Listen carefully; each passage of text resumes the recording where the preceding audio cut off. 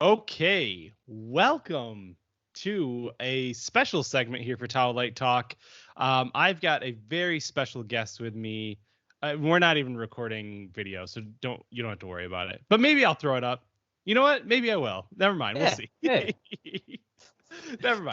People want to see this. Yeah, people want to see this. React as if I am. So, well, in that case, let me. I know you might as well really get comfortable here. Kickstarter, right?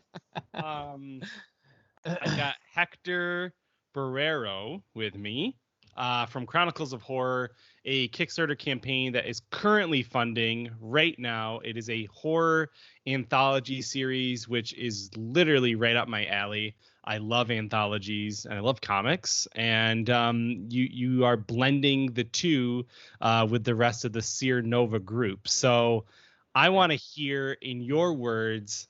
I'm at Comic-Con. I'm coming up to your table. I see this comic before me. Give me the elevator pitch. How am I going to buy this thing? Why am I? Okay, so the elevator pitch would be, it's a play on classic horror anthology series that you kind of see on TV, and then also kind of like, Hitchcockian kind of horror where it's more surprise than gore and stuff like that. There is a bit of gore in it, but it's not specifically about that. And it's a whole bunch of collaboration of different artists with different styles and different pacing and things like that kind of pulled into this one series. And it follows somewhat of a narrative, kind of the same way that you would see on maybe like a Tales from the Crypt, where you get, your host, and then he introduces, the comics, and then at the end you get kind of like an outro. So that's kind of what we're going for here. If you why you get this, because you like anthologies, you like comics the same way you just said, and then you also like those reference materials that I just gave. So if you like things like Freak Show, things like Tales from the Crypt, Twilight Zone, specifically this book is more of a Twilight Zone-y kind of horror. Okay. Very tied into that whole TV dynamic with this second issue. But issue 1 was definitely more of just a collaboration of stories. It didn't necessarily have a narrative, but that's what we tried to improve upon with this issue. Which is just awesome. Like I see, so we've got 8 stories from just a slew of different writers and artists in here. And I guess because we're talking specifically to you, what's your contribution to the Kickstarter, to the campaign? That is a great question. So I have 2 stories in this book that I'm doing the artwork on. Mm-hmm. I'm for 2 writers. One of them is Matt Myers, who created the series. Yep. So he was the author on the 4 stories in the previous book, and then Greg Mokin. He did 2 stories in this book, and I'm part of one of those. So I'm the artist, and I also did the logo design. I'm doing a print. I did kind of the storyboard. So I was kind of doing the direction of this comic, which it was something we wanted to improve upon from the first book. We wanted to have somewhat of a direct direction that kind of, held all of these stories in place, because, an anthology can feel a little bit disjointed at times, especially when you're talking about comics. And we have a variety of different styles of these different artists that are working in the indie market. So, we wanted to just pull them together in some way. So that was part of the direction change that came about. So I did that. I did the logo for the book as well. Yeah. So yeah, just a lot of different hands and playing around in this book as opposed to the last one. You're a bit of the architect behind it sounds like. A little bit. At least for the way that this is getting structured. Yeah, I mean, I was kind of, I want to get into art direction, so that was kind of like my first attempt, in doing so. So I kind of had, like I said, a play, and like you said, I was a little bit of the architect, and just wanted to get the writers to have a lot of feedback into like how this book looks, how does it, as opposed to, writers kind of put forth their stories, and then the artists kind of take it from there. What I wanted to do was kind of be the middleman between the artists and the writers, and kind of give the writers a say so as to like, okay, what do you guys see, this book turning into, and then how can you guys give feedback before we go into our final, versions of it, and give you guys a chance to have a say so. So that was kind of my approach to this art direction. So tell me, given that it's kind of a big undertaking, 8 stories is a lot to jam pack in a book like this. How long has it been in development for? We actually started right after the campaign launch and funding last year. So we actually, I think we stopped funding like around Halloween. I think it was like the 30th as opposed to the 31st. So literally the next day, and even before then, we were talking about, well, how can we approach an issue 2? What do you think? Because the campaign, it was revealing as to what we needed to do to improve if we wanted to do this again, right? So like, in the middle of funding, we were like, you know what, we need more, we need more marketing. We need a better direction for the book. We need, if we're going to try this again, here's what we want to do. Yeah. So that's, in talking with that, then we just started, talking about, how many more stories do we want to put in it if we're going to improve? So all those different things. The planning started literally kind of in the middle of the last campaign. So it's about a year in development up until now. But we started pre-production in January. So, the character design, the stories were already written by that point in time. And, we just did some editing and things like that. So yeah, I'd say like January of last year. Or this year, I'm sorry. Yeah. I mean, so a long time, we're almost, we are in October. So, and this will run through to Halloween again. With this campaign. Yep. So at the time of this recording, you guys are at about 1,500 of a 5,777 goal. Is that a significant number to you? It wasn't. It was just a roundup. You know what I mean? Like, I think we landed at like 576 or whatever, and then you're just like, just round it up.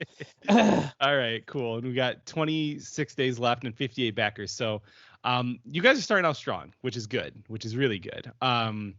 It's always hard when you first put out that Kickstarter. I know, obviously, as well, it's a roller coaster ride of emotions. You go highs and lows, and then at the end, you're just kind of nail biting to see what's going on. So I'm gonna ask you, have you ever seen the series of movies called Waxwork?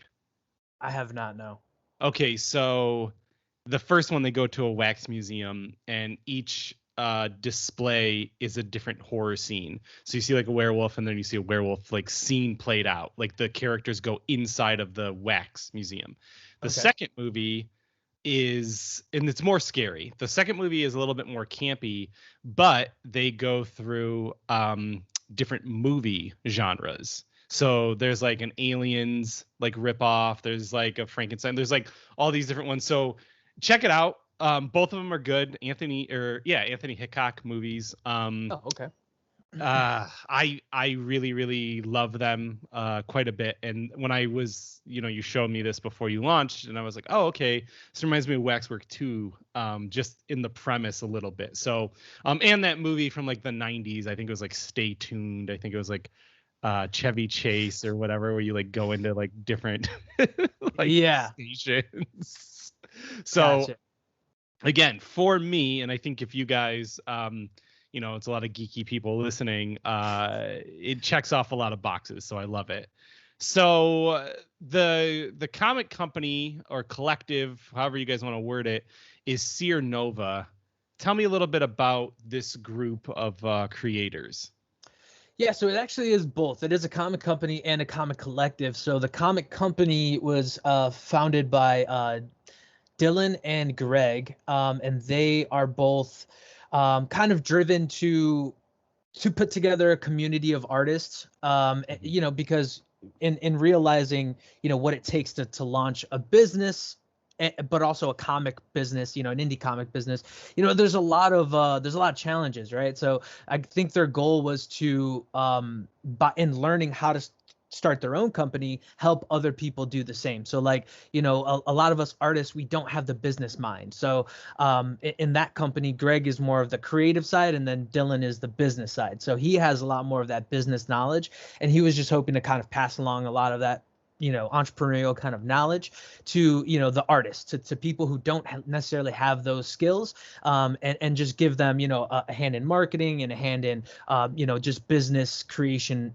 in a whole, and like how you have to do that kind of stuff, how you have to think about that kind of stuff when you're approaching a business. So their goal is to not only create a platform for these artists, but also to give them, again, the business side of that, the tools to succeed as an entrepreneur. So how I came into the fold was they kind of approached me in that way. They said, hey, you know, we love your artwork, you know, how can we help you guys? We're building a platform. What do you say about kind of joining the collective? And unknowingly, I mean, I came into that fold a bit early. So they had kind of just started the company, and they were, you know, looking for people to add to the platform. So yeah, I've been working with them, you know, for I think 2 years, 2.5 years, maybe even 3 years now.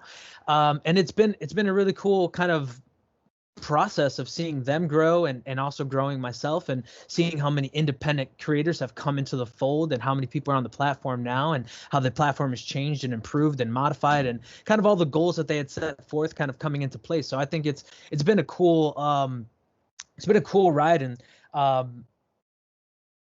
in answering your question and giving more details about I guess how I relate to their company and how other indies relate to their company.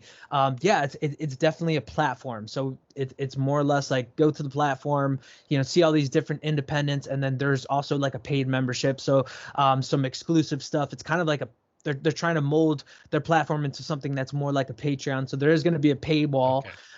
But that paywall has exclusive stuff that you're not going to find anywhere else. So it's just like Patreon. If you're subscribing to anybody on Patreon, you're going to see things that isn't found on their Instagram, their Facebook, or any other platform like Webtoons, things like that. So, okay. So yeah, that's the model. And then, you know, again, how I relate to it, we had a series called Uriel and Goose that was on their platform. It still is on their platform, but we're not carrying on with that series. But if you guys want to see it, you guys can check it out there for free.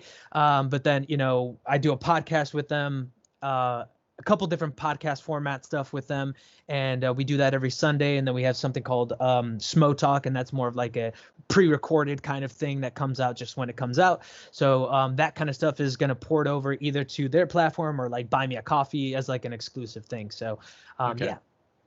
That's awesome. It's a lot, and I love it. You know what though? I think it's important for indie creators to collaborate and to build each other up. I've been fortunate enough to be put together with people, you know, like yourself, Ruben, obviously, who I collaborate with quite a bit, and others in the community that we're not looking to push other people down. You know what I mean? Like, if this wasn't really my thing, like maybe I wouldn't support it, but it doesn't mean I wouldn't support you for doing something.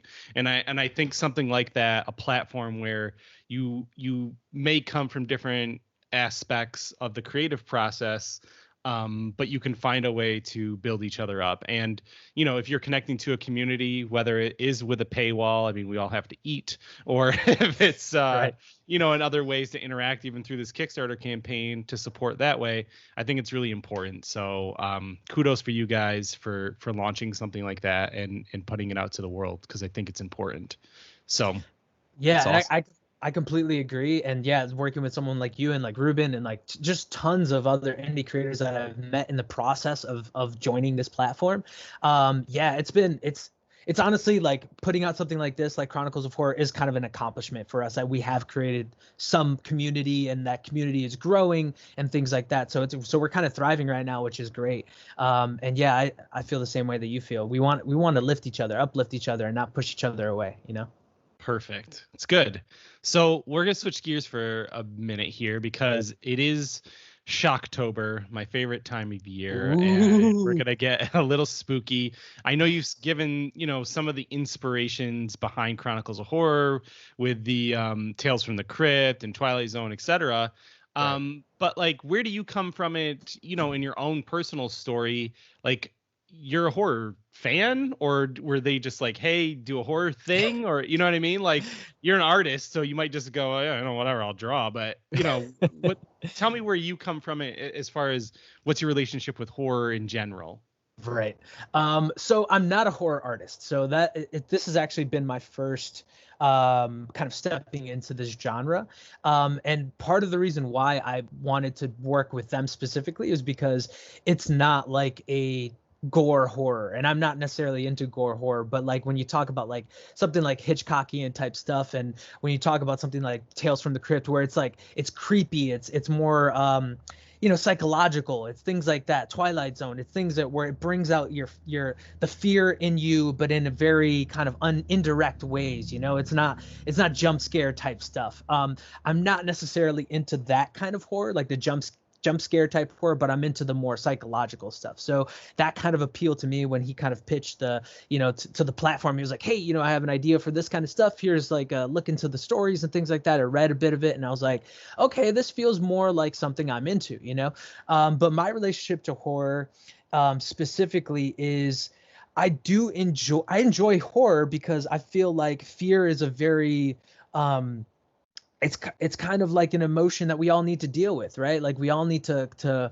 understand fear and have a relationship with it. And I think that my personal relationship with fear has come more from like me jumping off of and stepping out as a creative, right? So like that's my relationship with the psychological fear, right? Like and anxiety and things like that. But when it comes to like fear as like horror movie genre type stuff, I'm not really moved by a lot of stuff, like because I know it's imaginary, you know what I mean? So it doesn't really affect my life, but I enjoy the process of I think taking something like Nightmare on Elm Street, right? Like, so the premise of Nightmare on Elm Street is facing your own fear. It's facing your own internalized fear in a very graphic way, but and I think that's what horror is supposed to do. So like horror is the campfire tale, you know what I mean? That it confronts you with this really scary situation so that you can kind of process it in your brain. You can say, well, how would I react in that scenario? And what makes me afraid of those things?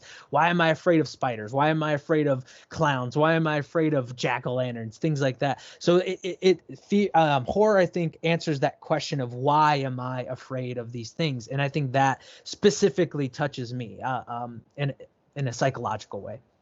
Okay, very good answer. So for your stories, you said you got 2 of them. Yeah. So can you, without ruining anything, can you kind of tell me about what you did? Now, did the creators say, here's a bunch of ideas, pick from them, you can draw what you want? Or did you approach them with, this is what I want to do, and then kind of tell me like which ones you worked on? Well, so we had 3 writers on this book. We had Jason Webb, Matt Myers, and Greg Moquin. So Matt Myers had his first set of stories kind of already written or conceptualized, and then he was like, I just have to add a few details and things like that. And Jason Webb already had his stories kind of mapped out. So those 2 kind of already had their pick of the litter, and Greg had one done. And then we were just actually on a podcast kind of like this with a group, and well, not like this, but we had like a group of creators. We were doing a creator meeting, right? And we were talking about like doing something like this, like an issue 2, and we wanted more stories and things like that. And then I just kind of pitched a weird story, like again, without ruining it, Bobby T. The story is called Bobby T.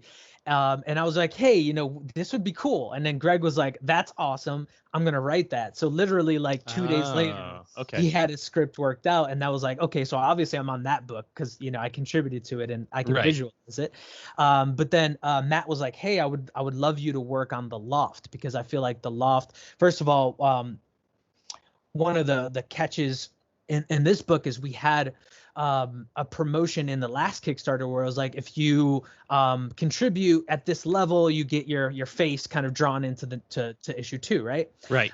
So he was like, hey, I want you to handle The Loft, because The Loft was my way of contributing to that last, campaign. And I think you would be a good artist to get likenesses and things like that. Plus also, it has a zombie theme to it. I've never worked on a zombie comic, so I was like, this would be a good kind of workout for me. Yeah. So So yeah, both of those stories I kind of fell into. It wasn't like a plan, or it wasn't like, purposeful in terms of like, oh, I want to work on these specific ones. There actually was one that I did want to work on that I didn't get a chance to simply because of my workload. Split, which is another one. That again, I did want to work on, but the reason, first of all, we had an artist initially, but then he dropped out. So I was like, oh, cool. I could definitely take this on, right? But then my workload got heavy, and then eventually I passed it off to Josh Harris, which it just worked out really well. So luckily he was available, and unfortunately I wasn't able to work on it. But that was another story in the series that I did want to work on. So what's it like for you being an artist and working with a writer? Like, how is that relationship? Is there something, because we'll get listeners who are writers, we'll get listeners who are artists, and some people have a hard time either giving up their baby if they're a writer sometimes, or not seeing it the way that they see it in their heads. And this is, like you said, for the story Bobby T, you kind of came up with that. So I think it's more of your baby, whereas The Loft, you kind of came into it. Like, what was that relationship, working relationship like? Man, it's kind of different for every writer, but I would say personally, I love when a writer is a little bit more take charge. You know what I mean? Like, I like when a writer has details figured out, they have a clear picture of what they want, and they give good direction. And that doesn't mean being bossy, and that doesn't mean being a jerk. So let me be very clear about that, because again, I've worked with a few writers, right? Like, so in my professional life, I work for a company called Maui Aotearoa, and they're based in New Zealand. So I've done a lot of cultural stories, things like that. And again, on that side, I've worked with a few writers on their team, but all of them have the same modus operandus. They have a story figured out. They're very direct with what they need accomplished because they're working for clients. So that to me is a very efficient workflow, and I like that workflow as an artist. When it comes to working with indies, it seems like independents have a little bit more of like an open kind of concept. Like they kind of walk in, they go, here's my idea, take it where you want to go. I appreciate that, because it gives you a lot of creative freedom as an artist, but also it can lead to a lot of really long timelines, because you have more of a back and forth, right? So you have more of a, well, how does this look? Oh, that looks great, or it doesn't look so good.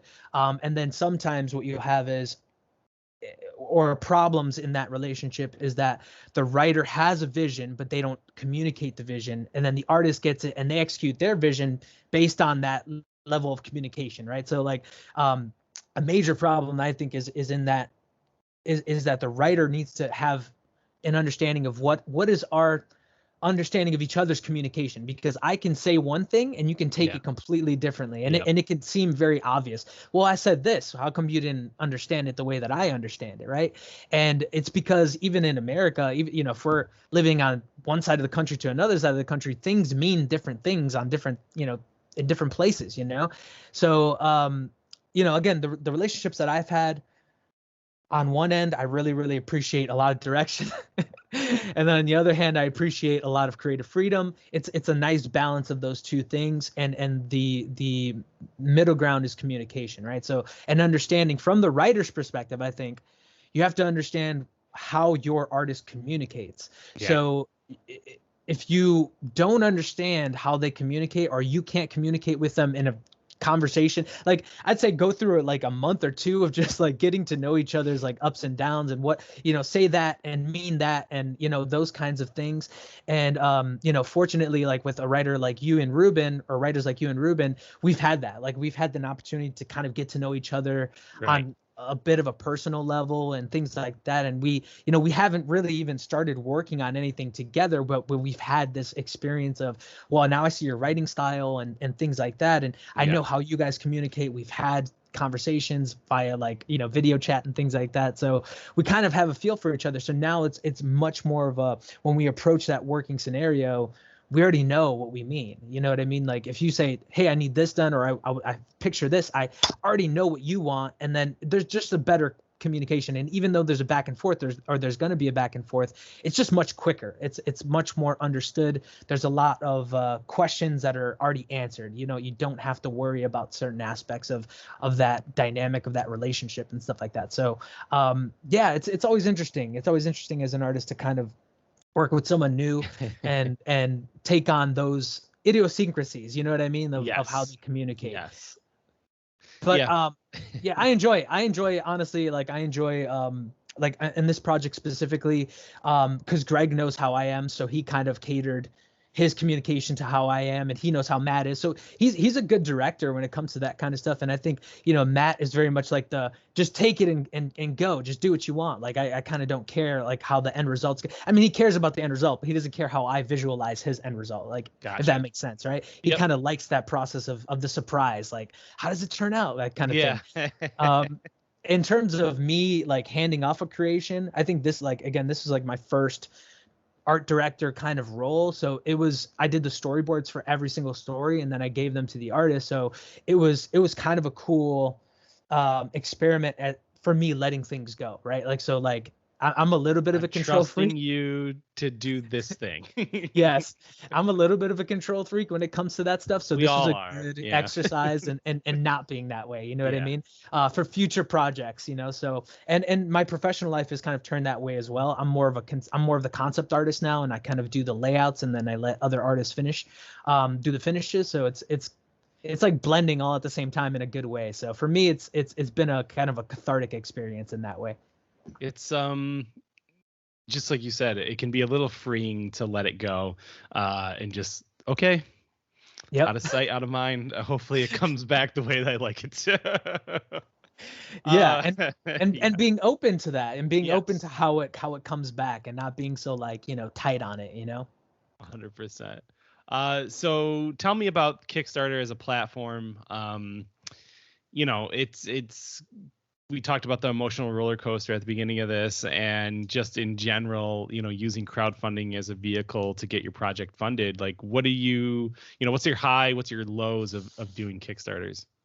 Oh man. Okay. So I think Kickstarter and crowdfunding in general is a great thing for artists.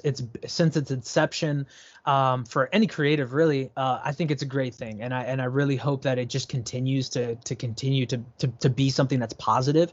But just like with anything, there's always going to be, first of all, work that comes, with making something like this. And then also some negative things, So, I guess the aspect of work is probably the greatest aspect of running a Kickstarter. I think, sometimes we go into something like a crowdfunding and we think like it should be so simple. It should be so like it's not going to be that hard. It's you're seeing all these other people do it and be successful, and you're like, I can do this. Yeah. But when you actually have to go through each reward tier, plan those things out, plan out the budget and just all the visuals, the trailer, all like there's a lot of different aspects to this. And that's not even including your marketing strategy. That's not even including, how are you going to reach people? What's your network like? What are you going to do to get the word out? Something like this, right? Like we're jumping on podcasts and things. So, there's a lot of things to think about.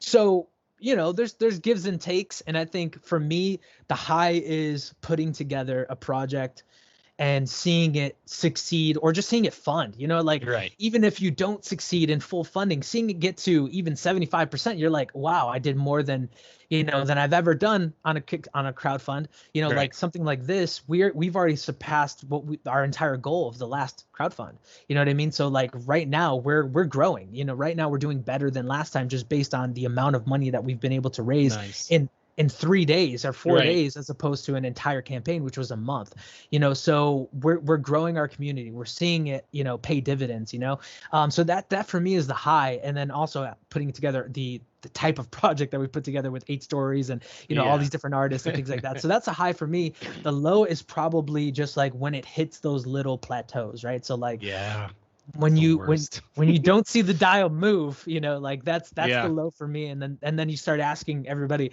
like, okay, what do we do now? Like what can we do? But I think it's even in that low point, there's this bright spot of problem solving. There's this bright spot of of being creative, of saying like, okay, well, we're hitting a wall. What the hell do we do next? Yeah. And, you know, it just keeps you moving. It keeps you, you know, from being stagnant and things like that. So, man, I mean, I don't have a lot of tremendous complaints about a platform like Kickstarter. I think that, you know, there is complaints in the community, and I think that those things are probably based in individual experience. You know what I mean? And for sure. you know, I've had a Kickstarter that's failed. You know, you move on. You don't dwell on it. You know, just like any other failure in life, if you dwell on it, it's just going to continue to bug you. You know what I mean? But if you grow from it, if you move on from it and you say, okay, well, I'm going to do better next time, then you will. So, yep. I guess that's my stance. No, you did a good job. So, one last question.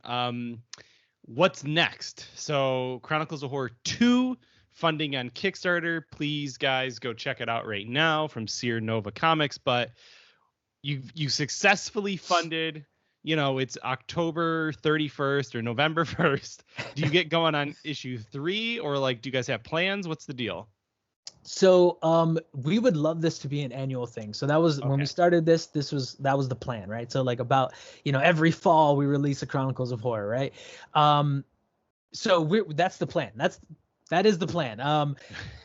What happens October 31st is that we start getting towards fulfilling. You know, that's you know, again, once you're a third of the Kickstarter is making the Kickstarter, another third is marketing, and then the other third is fulfillment, right? So that's going to be our priority, and our priority right now, our plans are right now just literally getting this thing funded. It's pretty much it's a high goal, you know what I mean? Like for really any single issue comic book. So that's our focus right now. In terms of what we have planned already, we don't necessarily have a whole bunch planned, but I know these guys have stories that they want to, you know, move on to issue 3. The narrative in this book kind of leads into, you know, it's like a cliffhanger, like, issue 3 coming soon kind of thing. But yeah, we have no solid plans, specifically me. Unfortunately, I'm not going to be working on the series anymore. So this is my last time working on a Chronicles of Horror, at least for a couple of years. If it keeps going, I might be able to jump back in. But I'm going to be working with you and Ruben on a series that we're planning. So that's going to kind of demand my attention, and I'm just not going to have. There's too many balls in the air to juggle. So I'm kind of banking on on what we're going to be creating as a team and that kind of stuff. But I'm definitely leaving in good hands. Everybody that has stepped up and kind of performed or outperformed in this campaign, I think, you know, they're going to do great with the next one. So yeah, fingers crossed on the next one, but we really want to get this one funded. Absolutely. Awesome work. I'm very excited to see how this funds, how fast it funds. Get my own physical comics sent to my house before Christmas. Who knows? Maybe next year. I don't know. These things you never know with the post office and supply chain issues. Who knows? But anyway, thank you, Hector, for chatting with us today. I'm very excited. There will be links in the show notes to everything. And any last words about Chronicles of Horror 2? No, thank you so much for having us on. I do want to shout out again all the artists, all the contributors that are working on this project. There's too many to name, so I'm not going to name them all.